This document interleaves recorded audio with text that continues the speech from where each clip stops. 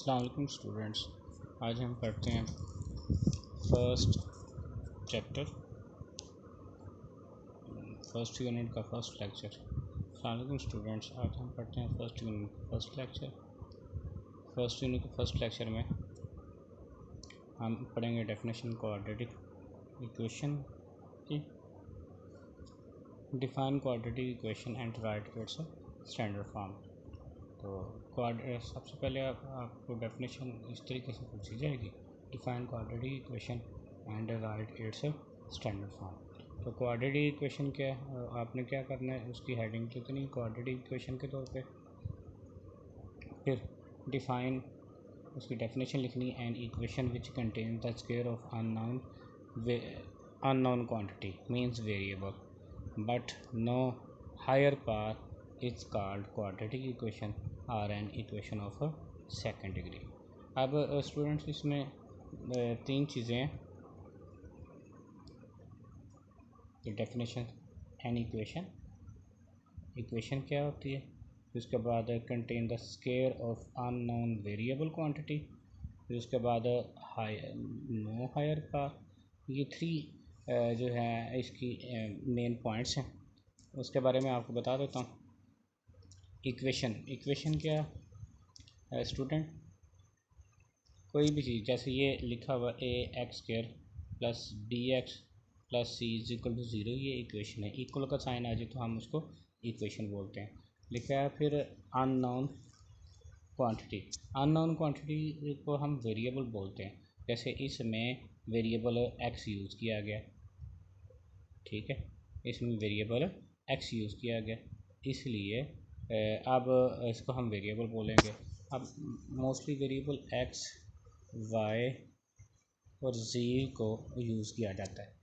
तो अब स्टूडेंट्स ये हमारे पास इक्वेशन आ गई, सेकेंड डिग्री इक्वेशन की जनरल फॉर्म आ गई कि a x square plus b x plus c is equal to zero. यहाँ ए बी सी ये क्या हैं, ये रियल नंबर्स हैं, और जबकि कहा यह गया कि ए ज़ीरो नहीं हो जाता। अगर ए ज़ीरो हो जाए तो फिर ये सेकंड डिग्री इक्वेशन नहीं रहती, या क्वाड्रेटिक इक्वेशन नहीं रहती, ये लीनियर इक्वेशन बन जाती है। अगर ए ज़ीरो हो जाए तो ये फिर ये कुछ बन जाएगा, b x plus c is equal to zero. ये लीनियर इक्वेशन कहलाएगी क्योंकि इसमें एक्स की पावर वन है। इसकी एग्जांपल आपको दे देता हूँ, 2x minus 5x minus 3 is equal to zero. ये क्वाड्रेटिक इक्वेशन है स्टैंडर्ड फॉर्म में। अगर हम इसको ऐसे भी लिख देते तब भी ये क्वाड्रेटिक इक्वेशन ही रहनी थी, 2x square minus 5x is equal to 3। ये फिर भी क्वाड्रेटिक इक्वेशन ही हम इसको कहेंगे, मगर ये क्वाड्रेटिक इक्वेशन स्टैंडर्ड फॉर्म में नहीं होगी। ठीक, स्टैंडर्ड फॉर्म में बनाने के लिए हमने तीनों टर्म्स को लेफ़्ट साइड पे शिफ्ट करना है और राइट साइड पे ज़ीरो का साइन होना चाहिए। सबसे पहले एक्स स्क्वायर वाली टर्म, फिर एक्स वाली, और उसके बाद कांस्टेंट टर्म आनी चाहिए, ठीक है, और after equal is equal to zero हो। अच्छा स्टूडेंट्स, अगर हम ये जो क्वाड्रेटिक इक्वेशन में बी की जगह पे ज़ीरो पुट कर देते हैं तो फिर वो क्या बन जाती है, वो प्योर क्वाड्रेटिक इक्वेशन बन जाती है। कैसे प्योर क्वाड्रेटिक इक्वेशन में, if b is equal to zero in a quadratic equation, तो ए एक्स के plus b x plus c is equal to zero, तो then is obtained it is called pure quadratic equation. तो ये फिर हमें ये equation मिलती है, इसको हम प्योर क्वाड्रेटिक इक्वेशन ही कहेंगे। इसकी एग्जांपल आपको बता देता हूँ। इसकी एग्जांपल है a x square minus 16 is equal to zero and 4x square is equal to 7। ये प्योर क्वाड्रेटिक इक्वेशन की डेफिनेशन। अच्छा, अभी अब हम नेक्स्ट पेज पे चलते हैं। नेक्स्ट डेफिनेशन है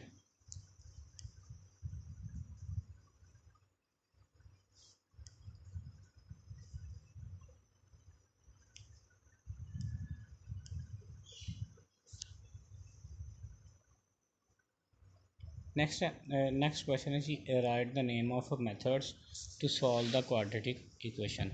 Name of methods. Any quadratic equation is solved by the following three methods: factorization, quadratic formula, and completing square. ये तीन मेथड हैं।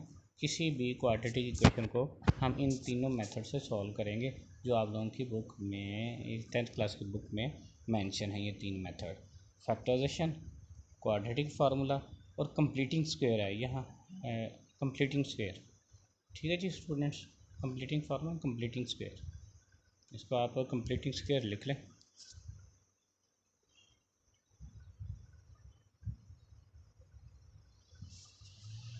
कंप्लीटिंग स्क्वायर,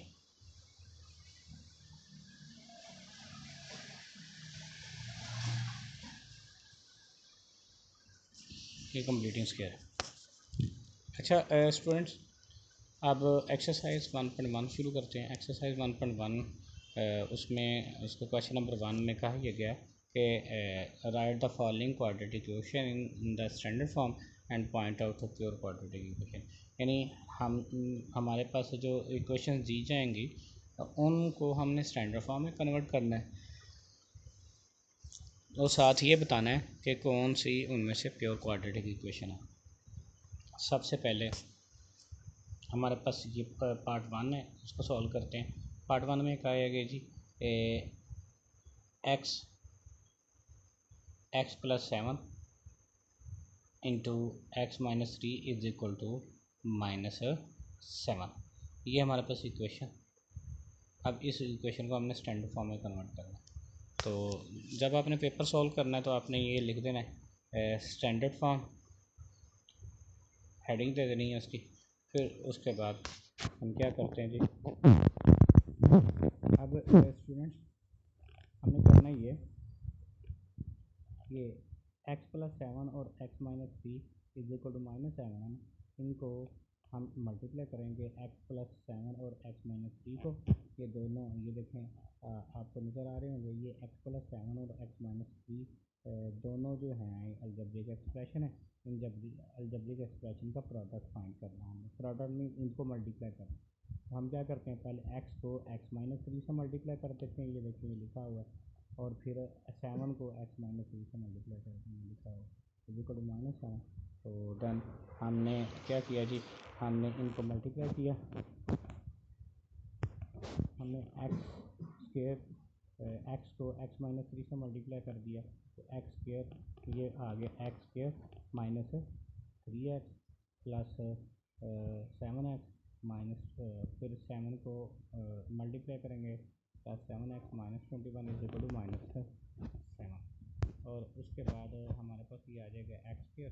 तो अब देखिए -3x और +7, इन दोनों को हम क्या करेंगे, इन दोनों को सॉल्व करते हैं। क्यों, -3 और 3x और 7x ये दोनों लाइक टर्म्स हैं। लाइक टर्म्स कब होंगे, जब वेरिएबल सेम हो और उसके कोफिशिएंट भी सेम हो। तो उसको हम वेरिएबल और उसका एक्सपोनेंट सेम हो तो हम उसको बोलते हैं कि ये लाइक टर्म है। एक्स स्क्वायर जो है ये अनलाइक टर्म है, ये ऐसे थी। 7x में से 3x निकाल दें तो 4x आ जाएगा, -21।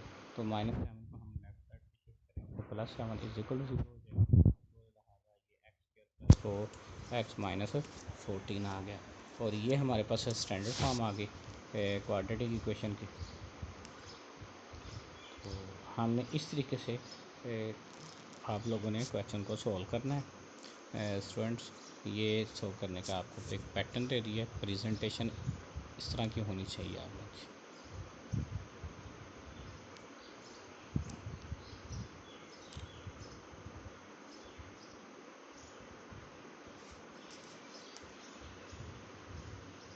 अच्छा, अभी हम नेक्स्ट क्वेश्चन में आते हैं। नेक्स्ट क्वेश्चन है हमारे पास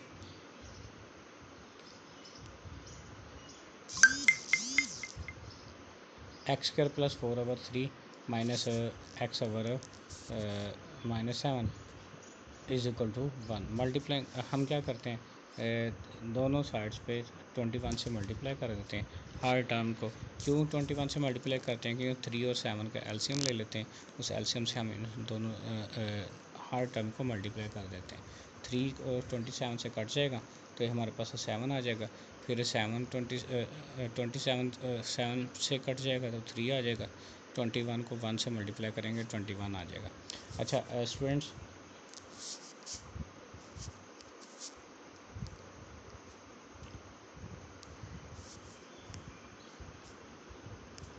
अब हमारे पास ये आ जाएगा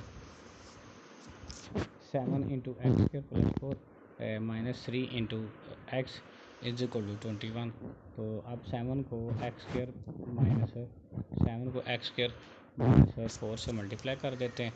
तो 7 x square plus 28 minus 3x as it is, और 21 को हम लेफ़्ट साइड पे शिफ्ट कर देते हैं तो माइनस 21 हो जाएगा। अब 7x स्क्र 28 और माइनस 21 लाइक टर्म्स है, इन दोनों को सॉल्व करेंगे तो हमारे पास ये प्लस 7 आ जाएगा। तो ये 7x square minus 3x plus 7, ये हमारे पास प्लस 7 इज इक्वल टू 0, ये क्वाड्रेटिक इक्वेशन आ गई स्टैंडर्ड फॉर्म में।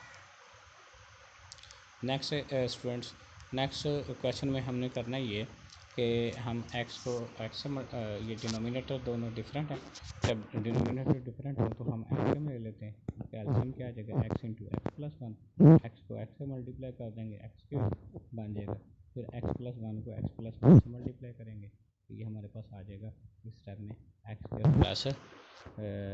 Plus x plus 1।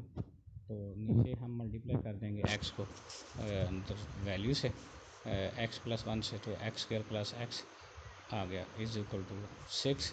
अब अगले स्टेप में हम ये करते हैं एक्स स्क्वायर को एक्स स्क्वायर में ऐड कर देंगे तो ये 2x स्क्वायर आ जाएगा, फिर x को x में ऐड कर देंगे 2x हो जाएगा प्लस 1, और अब एक्स स्क्वायर प्लस x को हम जब 6 से मल्टीप्लाई करेंगे तो ये हमारे पास 6x आ जाएगा, 6x स्क्वायर प्लस 6x।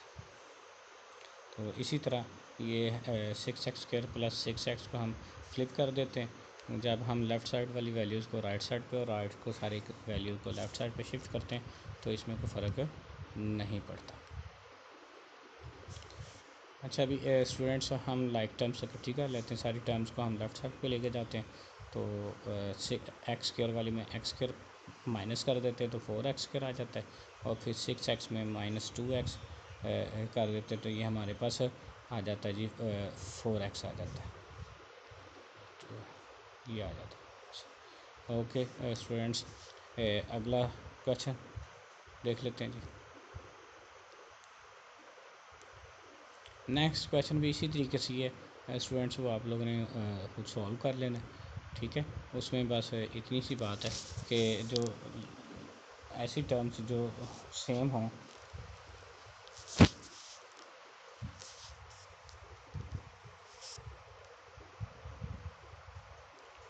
ये देखें, ये एक्स स्क्वायर और ये वाला एक्स स्क्वायर, ये प्लस का एक्स स्क्वायर है, ये माइनस का एक्स स्क्वायर, दोनों वैल्यूज़ की साइंस चेंज है, तो लिहाजा ये मगर ये वैल्यू सेम है तो ये कट जाएंगे।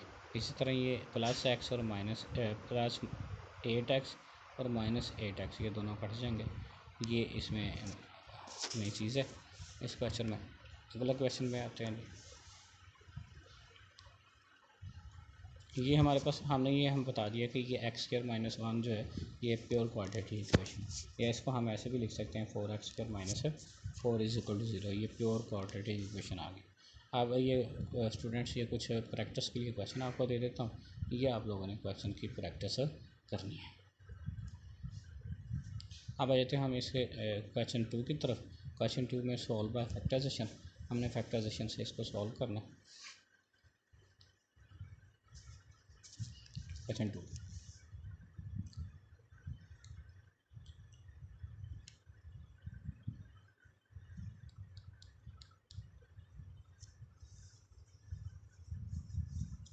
अच्छा स्टूडेंट्स, ये इसका पार्ट 1 है इस क्वेश्चन का, x square minus x minus 21 is equal to 0। तो हम 21 को फैक्ट करते हैं 21 ये x square minus x minus 20 is equal to 0। तो हम क्या करते हैं जी, इसकी मिड टर्म ब्रेकिंग करते हैं। हमने देखना ये है कि एक्स को किससे मल्टीप्लाई करें कि 20 आ जाए, और उनको माइनस करें तो 1 आना चाहिए। अच्छा, माइनस क्यों करेंगे, हमें ये देखना है ये जो कांस्टेंट टर्म होती है ना, उसके साथ माइनस का साइन आ जाए तो वो शो करता है कि यहाँ आपने प्लस करना है या माइनस करना है। उसकी वजह से उससे हमें पता चल जाता है कि हाँ हमने टर्म्स को ऐड करना है या सब्ट्रैक्ट करना है। अब स्टूडेंट्स, तो 5 को 4 से मल्टीप्लाई करें तो 20 आ जाएगा, और 5 में से 4 माइनस कर दें तो -1 आ जाता है। तो 5x में से 4x माइनस कर दिया, हमारे पास -x आएगा। और यहाँ क्योंकि x के साथ सेंटर वाली वैल्यू के साथ माइनस का साइन है, तो लिहाजा दूसरी ये जो बड़ी वैल्यू होती है उसके साथ भी हमने माइनस का साइन ही लगाना है। अगर यहाँ x और प्लस का साइन होता तो हमें 5 के साथ भी प्लस का साइन ही लगाना था। ठीक है स्टूडेंट्स, सब्ट्रैक्ट करने के लिए हमने दोनों के साथ ऑपोजिट साइन लगाना होता है। अच्छा, अब नेक्स्ट आ जाता है इन दोनों में से ये x² - 5x में से x कॉमन लिया जा सकता है, और जबकि 4x - 20 में से 4 कॉमन लेंगे तो ये x - 5 रह जाएगा ब्रैकेट। अब x - 5 कॉमन लेंगे, x + 4 = 0। तो इसी तरह हम यहाँ फिर अब देखेंगे इन दोनों का प्रोडक्ट 0 है, तो दोनों में से कोई एक ही एक्सप्रेशन 0 हो सकता है। तो वो हमें एग्जैक्ट हमें कंफर्म नहीं है कि कौन सा एक्सप्रेशन 0 होगा, इसलिए फिर हम दोनों को ही 0 के इक्वल लिख लेते हैं। दोनों एक्सप्रेशन को, हर एक को 0 के इक्वल लिख लेते हैं। तो हम लिख देंगे इधर x - 5 = 0 और x + 4 = 0। इन दोनों में से कोई एक तो 0 होगा, जिसकी वजह से इनका प्रोडक्ट 0 आया। अच्छा स्टूडेंट्स, अब इसमें से x की वैल्यू हम फाइंड करते हैं। तो -5 को दूसरी तरफ शिफ्ट करेंगे तो वो क्या आ जाएगा, वो आ जाएगा जी x = 5 और दूसरी तरफ x = -4। तो ये स्टूडेंट्स ये x की वैल्यू आ गई, ये x की वैल्यू x = 5 आ गया और x = -4 आ गया। ये x की वैल्यूज़ आ गई। ये जो x की वैल्यूज़ हैं इन्हीं को हम रूट्स बोलते हैं। अब ये रूट्स हैं, इसके कितने रूट्स निकल आए हैं जी? 2 रूट्स निकल आए हैं। क्योंकि ये सेकंड डिग्री इक्वेशन है, इसलिए इसके 2 रूट्स हैं। तो पहला रूट इसका है 5 और दूसरा रूट इसका क्या है, -4। अब हम इनको सोल्यूशन सेट में लिखेंगे।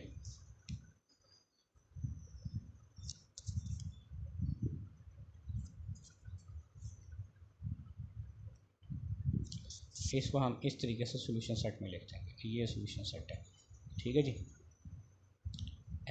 सोल्यूशन सेट -5 और -4 और 5, ये सोल्यूशन सेट में लिख देंगे। अब नेक्स्ट क्वेश्चन हम सॉल्व करते हैं। सॉल्व करने का आपको ये तरीका बता दिया प्रेजेंटेशन का।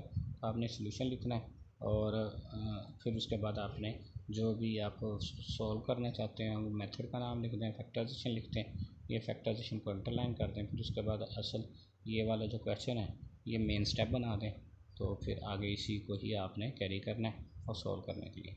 अब इसमें देखें ये हमारे पास स्टैंडर्ड फॉर्म में नहीं है।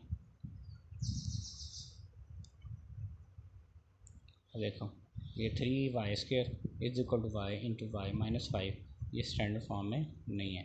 हमने सबसे पहले क्या करना होता है, इक्वेशन को स्टैंडर्ड फॉर्म में कन्वर्ट करना। तो ये लिख देंगे 3y² = y के अंदर मल्टीप्लाई करें y² - 5y, तो फिर इसी तरह 3y² - y² + 5y = 0 आ जाता है।